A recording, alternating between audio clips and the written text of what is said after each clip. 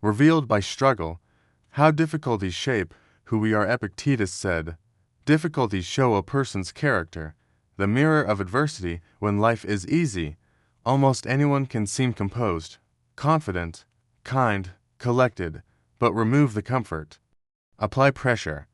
Introduce loss, rejection, pain, and the true self emerges. Epictetus, a former slave who found freedom through philosophy, taught this hard truth: adversity is not just a test, it is a mirror. It reflects what is already inside you. In this exploration, we dive into what difficulty reveals about character, why hardship doesn't build something new, but unmasks what was hidden, and how we can live in a way that, when trouble comes, and it will, we don't fall apart, we stand revealed as strong. This is a study of fire, and what survives it. Chapter 1. Easy days say little. When the sun is shining and the world is kind, we feel strong. But this is not strength, it is absence of resistance.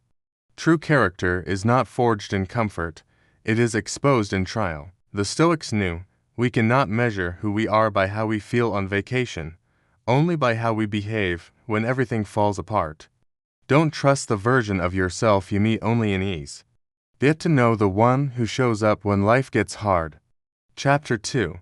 Pressure reveals priorities. When stress hits, what do you turn to? When the pressure mounts, what falls away? Difficulty simplifies. It removes illusions. It reveals what we really value and what we merely pretended to. Under pressure, do you blame or take responsibility? Do you panic or pause? Do you run or rise? Adversity doesn't invent these patterns, it exposes them. Chapter 3.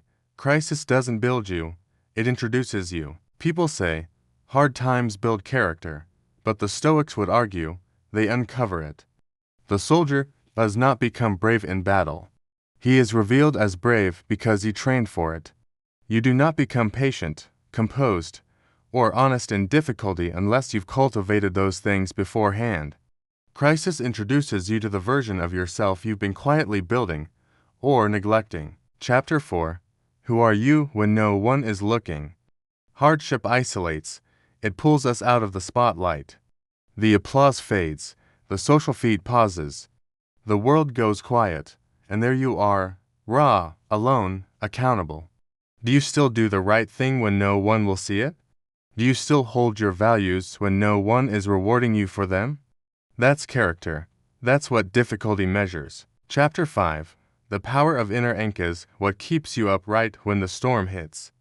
The Stoics spoke of inner anchors, values, principles, clarity. When the external world shakes, your internal structure either collapses or carries you. Adversity reveals whether your identity is built on status or substance, comfort or courage, reaction or reason. What you anchor to determines whether you drift or stand. Chapter 6. Adversity as moral feedback. Each hardship is an opportunity for moral feedback. Were you resentful or gracious? Did you blame or reflect? Did you shrink or serve? Epictetus would say, difficulty doesn't just test your character, it teaches you about it. Your response to adversity is your moral mirror. Are you becoming the kind of person your future self would be proud of? Chapter 7. Resilience is a daily discipline. No one is strong by accident. Character is not summoned in the moment. It is trained every day. When you show up despite doubt, when you pause instead of rage, when you choose hard right over easy. Wrong. Resilience is built in the ordinary, so it shows up in the extraordinary. The Stoic trains for life the way a warrior trains for war, quietly, consistently, with purpose. Chapter 8. Suffering without bitterness. Many people survive difficulty, but become bitter in the process. But Stoic strength is different. It is suffering without losing yourself. You can grieve without giving up your principles. You can hurt without hurting others.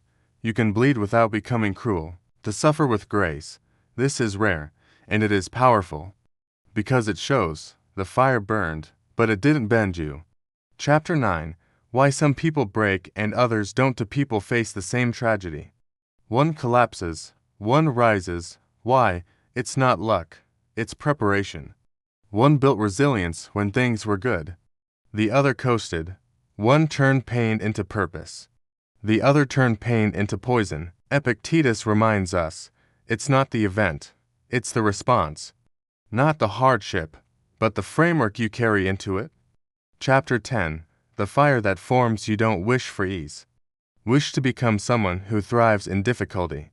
The fire is not your enemy, it is your forge. The difficulty you refacing is not here to break you, it is here to show you your strength, your clarity, your calling. Stand inside the fire, watch what falls away.